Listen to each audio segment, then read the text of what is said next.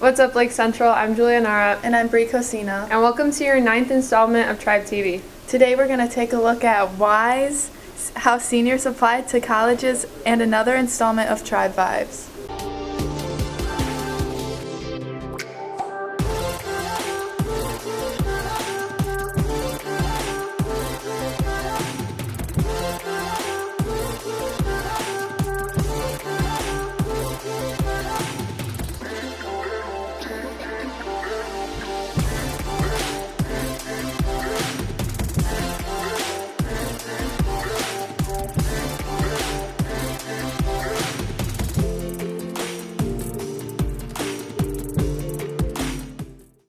To start off this week's episode, we're going to take a look at some current news stories. First current news story is about Lori Loughlin, known most famously for her role as Aunt Becky in the hit TV show Full House. Her and her husband, fashion designer Massimo Gianelli, are accused of paying $500,000 to have their two daughters admitted to the University of Southern California. They were to be admitted as crew recruits, despite neither daughter being a rower and the college having an acceptance rate of 13%. Loughlin and her husband pleaded not guilty after their arrests in March, and neither of their daughters are currently enrolled at USC. Earlier in October, Felicity Huffman reported to a federal prison in Northern California, where she spent 2 weeks behind bars for conspiring to rig her daughter's college entrance exams. The actress was arrested in March and pleaded guilty 2 months later to fraud and conspiracy. She admitted to have paid $15,000 to fix her daughter's SAT score. But legal experts have said that Loughlin could face more prison time than Huffman because she is accused of spending far more money in the scheme. She can be facing up to 45 years in prison, and she is still being charged. For our second story, we are going to take a look at a list of new movies coming out in the month of November. Today, 6 new movies are coming out, including Dr. Sleep, Honey Boy, Last Christmas, Midway, Playing with Fire, and Arctic Dogs. This month, Charlie's Angels, The Good Liar, and Frozen 2 also come out. Charlie's Angels and The Good Liar come out on November 15th, and Frozen 2 comes out on the 22nd. Now let's talk to some students who are involved in WISE. Hi, I'm Paige Cavelli. I'm the Senior President of WISE this year. WISE stands for Women in Science and Engineering Club here, and so basically what we do is we have women come in and talk about their careers in science, engineering, any type in that kind of field. Also what we do is we have field trips. We've been to US Steel. We're going to try to go to Chicago this year. It's a lot of fun. And then we also go to Brimmer, Kaler, and Clark for our science days, where we try to interact with the middle schoolers and get them involved in science experiments. And we stay there all day and we get to really talk to them, see the old teachers, and just kind of expose them to science. Hi, my name is Julie Waslu, and I'm the Junior Co-President for WISE. I think girls should join the WISE Club because you get to see a whole bunch of different speakers, especially since the science and engineering field is very male dominant.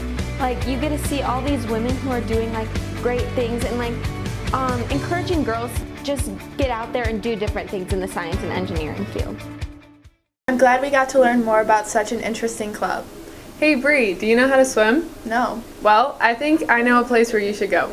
Let's check this video out. Alright, so I started Life Savings 1 as a sophomore in high school, and it's what snowballed me into getting my CPR and certification to be able to lifeguard, and then I got my job lifeguarding in the summer. And then once that ended, I decided that I still wanted to work in the water just because I really had a passion for life savings and just CPR and things like that. So John Vega, a former LC student, got me a job at Aqua Tots. Being a swim teacher, it's so much fun. Most 18-year-olds don't love their job, but I want to make a career out of mine. At Aqua Tots, we have such a big family there, everyone, all the workers, we're all so close, and that's what really helps the kids be able to learn and be comfortable in the environment. My favorite level to teach is probably levels 3 and 4, just because those are the age ranges of 2.5 years old to 6 years old, and those are the kids that I love taking care of just because they have such big personalities then and they're finding out everything. And teaching, I just really enjoy teaching because you get to change kids' lives and you get to impact them a lot, and a lot of them will remember for you. I've had kids from one class or maybe one or two classes in January that will see me there and they'll say, "Hi, Miss Dana," and they'll be so excited to see me. At Aqua Tots, we have teaching cards, levels 1 through 8. Levels 1 and 2 is the parent tots, and that's where the parents go in with the babies. Level 1 is 0 to 9 months, and then level 2 is 10 months to 2.5 years old. When they're in those, that's more of like the water adjustment. Level 3 is getting them comfortable holding their breath. Level 4 is more just getting them to learn how to move their body in the water. Level 5 is technique, and then as it goes on, they just progress with their skills. If you're interested in getting a job like mine, you should definitely take Life Savings 1 and maybe 2 if you wanted to, because it'll help you just get CPR and lifeguard certified. I'm definitely going to check out Aqua Tots. Now let's pass it over to our favorites, Josh and Giovanni, for this week's sports update.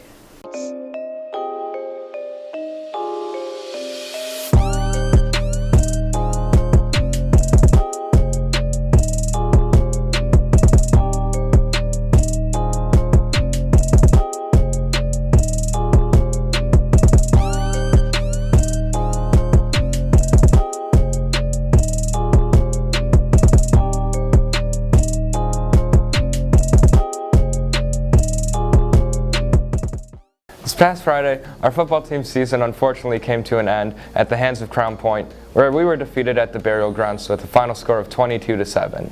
We want to thank the seniors for all their hard work and dedication over the years. This past weekend, both our girls and boys cross-country teams competed in Terre Haute, Indiana for the state finals. We want to congratulate the girls team on placing 18th and Hannah Roth for placing 29th out of 205 runners. We also want to congratulate Hannah Roth on making the Indiana All-State team, and she will be competing on November 16th. Congrats to her and the rest of the girls cross-country team on a great season. Congratulations to the cheer team for qualifying for the state finals this past week. We wish them the very best. And unfortunately, our boys soccer team fell to the Zionsville Eagles 3-1 in the state championship game. We want to congratulate the boys on a great season, and it was a pleasure for me and Josh to go down to Fishers High School and cover it. And when we went, we caught up with head coach of the boys soccer team, Mr. Rainwater, to get his thoughts on the game. Here with head coach of the boys soccer team, Mr. Rainwater. Just fell to the Zionsville Eagles 3-1 in the state finals, but you know there's a lot to be proud of from this season. What are you most proud of from your team this season? You know, I said that, and when the newspaper guys asked me that, the moment I seen them grow up as young men. So that's part of our job here at the school, is to teach and see the kids grow up. And I thought they did a lot of maturing throughout that final run, but just a fantastic group of kids. They always handled themselves the right way. And the soccer got better and better, and they just had a will. They had a will to fight there, and you know, even in games where the ball doesn't bounce your way or you don't get the opportunity you might want or whatever, they were able to make the most of what they had. Yeah, and today in the second half, it just seemed like the ball didn't really bounce your guys' way. What do you think could have gone better for you guys in the second half to potentially come out here with the win? Yeah, you know what, the first goal, so the first goal that we scored, I felt things had moved in our direction a little bit. Maybe we started forcing things at that moment, and we gave up possession a little bit. And then after their first goal and tied it up, we really took a chance. As a coaching staff, we had went into the game knowing that we wanted to be on the front foot, so we shifted and changed the formation a little bit to move to be more offensive. And you know that you're susceptible to get beat at that point, but we were here to win, and we took our chances and just didn't turn out our way today. And now I know it's a little tough to talk about the future of this team right now, but you know, how excited are you that you have a strong group of players returning? Yeah, couldn't be any more excited for the young players. This is a great moment, a great experience, something to build on. They get to see, they get to be here. And I thought in the first 5 minutes of the game, the lights were really bright for the young kids. And as they started to settle down, it was better. Well, if we get another run here next year or the following year, I think you're going to have some experienced players who are as hungry as maybe we've seen that Zionsville team today. All right, thank you for taking the time, Josh. Congrats on a great season. Thank you guys for coming out. Appreciate it. Speaking of the boys soccer team, this week's Athlete of the Week will go to Bryce Gross for winning the Mental Attitude Award for Class 3A soccer. Congratulations to Bryce Gross and the rest of the boys soccer team on a great season. The girls basketball team has a tournament this Saturday here at Lake Central. We sat down with a couple of the players to see what their expectations were for this season. Let's check it out. My name is Tatum Dameron. I'm a junior, and I play for the LC girls varsity basketball team. My hopes for the season are to become a better basketball player by the end of the season and to win sectionals. The game I'm most excited for is Crown Point because they're ranked #1 in all the papers and stuff, and it's going to be exciting to see the competition we put up with them. What I took from last season is how to be a good teammate, and help everyone when they need help, and to play hard and not stop when it's getting tough. Hi, I'm Abby Otzi. I'm a junior at LC and I play for the Lake Central girls basketball. Playing basketball is definitely a challenge. It's a lot of hard work and dedication. I've definitely improved just all around everywhere with the help of my coaches and teammates. This season I'm looking forward to possibly winning sectionals and creating stronger friendships. And next year I'm most excited for just being a senior and being a leader on the team. Before we end this week's sports update, we want to thank all the fall athletes for their hard work and dedication as their seasons come to an end. Well, that's it for this week's sports update. I'm Javon Alcantar. I'm Josh Burnett. Let's send it back to TribeTV. Thanks for the update, guys. The November 1st early action college deadline just recently happened. Now let's take a look at how some seniors applied to colleges. I applied to 6 different colleges. I applied to Columbia, IU, DePaul, Loyola, IUN, and Ball State. I've heard back from 4 of them and I got accepted to all 4. I used Common App for all of them except for Loyola and Ball State just because they weren't on Common App. I did not have any problems with Common App. I thought it was easy because you got to put in your information and it was easy when you went to go apply for all your colleges. My advice to seniors next year is to make sure you don't procrastinate, especially if you want everything turned in by the November 1st deadline. So I applied to Purdue, Georgia Tech, MIT, the University of Colorado Boulder, and Embry-Riddle in Florida. Yeah, they were all Common App except Embry-Riddle and MIT. I feel like the Common App doesn't give you enough room to advertise yourself. They only give you 40 words to describe your activities and your awards, and it doesn't feel like enough to kind of add everything that I want to tell them about. I know the Common App always opens in mid-August, and I think it's important to get on those questions. I kind of understand where you're trying to go and make sure you've secured your letters of recommendation, because those are really important.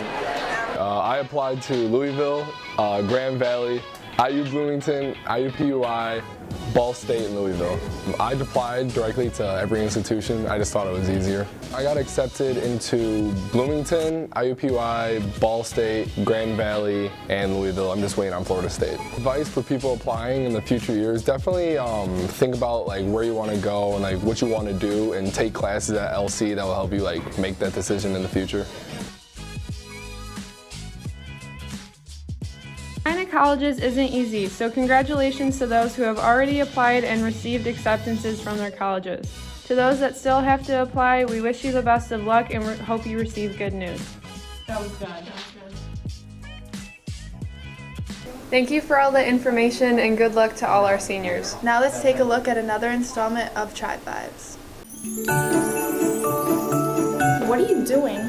I'm putting up my tree. It's the first week of November. That's way too early. Well, when do you put yours up? I put mine up after Thanksgiving like a normal person.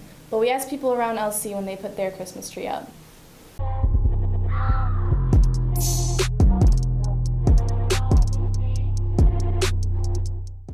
I like decorating my Christmas tree right after Thanksgiving because I feel like that's just the proper time to put up the tree. And if you're the type of person put it up in October or something, you're just weird. I'm putting up my Christmas tree this weekend because I really like getting into the Christmas spirit. I say you should put it up earlier because that way the whole house is just decorated and it looks a lot nicer. I think it's cute when people put up their Christmas tree on November 1st because I love Christmas. It's one of my favorite holidays, but I personally don't put up my tree until around December because my parents yell at me if I decorate too early. I put up my Christmas tree after Thanksgiving because I believe it's too early to put it up right after Halloween. I like putting my Christmas tree up the first week of November because I feel like you have more time to enjoy the Christmas lights. People that decorate on November 1st are crazy because that is way too soon to be decorating for Christmas. You should decorate after Thanksgiving because that's when I do and that's the right time.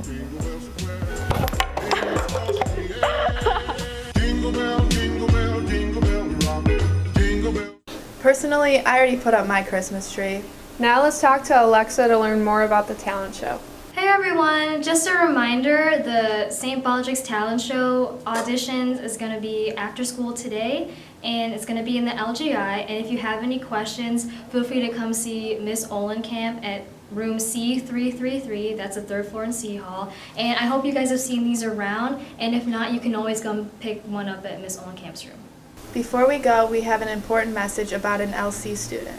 On November 10th from 12:30 to 4:30 at Casa Maria Banquet Hall, there is a fundraiser to help LC student Camden Schuster. Check out the link in the description to buy tickets, and if you can't make it to the fundraiser, please donate to his GoFundMe.